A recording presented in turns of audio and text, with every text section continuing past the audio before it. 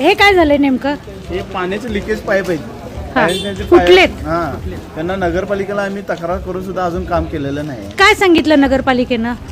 काय कामगारांचे संप आहेत हे असे प्रॉब्लेम सांग. त्याच ठिकाणी पाण्याची पाईप फुटल्याची बातमी जनगर्जना लाईव्हने 2 महिन्यापूर्वी दिली होती आणि लगेचच काम झालं होतं.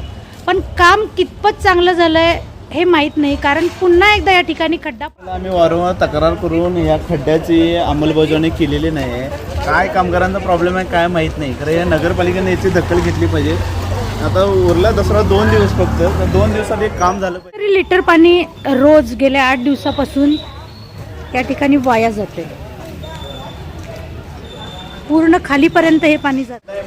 हा इथे खड्डा आहे, इथे एक खड्डा आहे, इथे 2 व्हीलरवाले पडलेले आहेत. 2 दवाखान्याला नेलेला आहे. दरवर्षीचा खड्डा आहे. परमनंट खड्डा. नगरपालिकेने लवकरात लवकर खड्डामधून मंडळाला सहकार्य करावं.